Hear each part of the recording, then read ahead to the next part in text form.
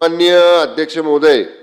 सन्माननीय सदस्य राम कदम साहेबांनी त्यांच्या मतदारसंघातल्या काही SRA मधल्या आणि डिफेन्स लँडच्या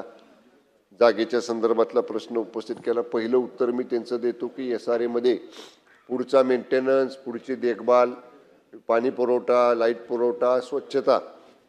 या संदर्भामध्ये काय नवीन धोरण आणणार का, तर या बाबतीत विद्युत पुरवठा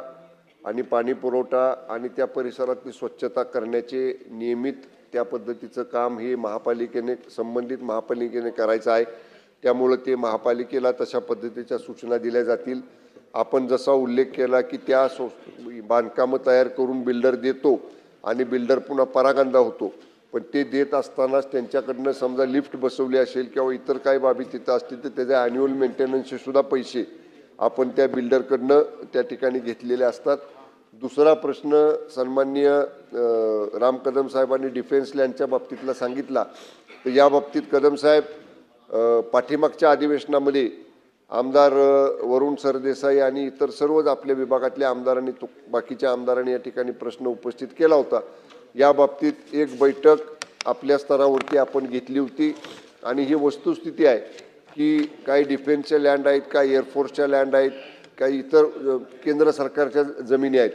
आणि याच्यावरच्या झोपडपट्ट्यांच्यासाठी SRA करण्याच्या बाबतीतल्या अडचणी आपल्या राज्य सरकारला आहेत आणि म्हणून आपण केंद्राकडे प्रस्ताव पाठवतोय, केंद्राकडे त्याचा पाठपुरावा करतोय।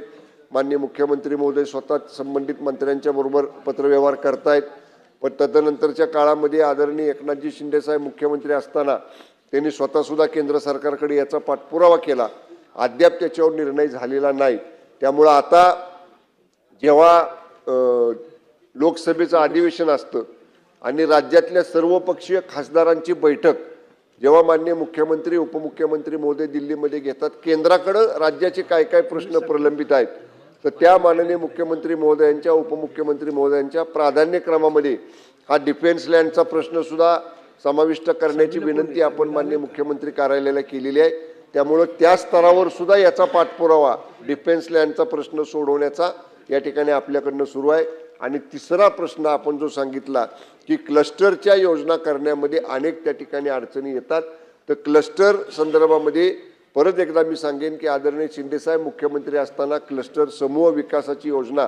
राज्यामध्ये पहिल्यांदा आणली, मुंबईमध्ये त्याला चांगला प्रतिसाद मिळाला। त्यामुळे क्लस्टरच्या योजनेमध्ये आपण वन विंडो सिस्टीम परवानग्या द्यायला, NOCs मिळवायला या ठिकाणी आपण केलेले आणि मोठ्या प्रमाणात क्लस्टरच्या योजनांसाठी लोक या ठिकाणी पुढे येत आहेत सुलभ पद्धतीनं आणि म्हणजे जास्त म्हणजे वन विंडो सिस्टीम ओपन करून क्लस्टरच्या योजना गतीनं पुढे नेणं आणि मुंबईतल्या लोकांना हक्काची घरं लवकर देणं याच्यासाठी गृहनिर्माण विभाग प्राधान्यक्रमाने या ठिकाणी सर्व उपाययोजना करत आहे।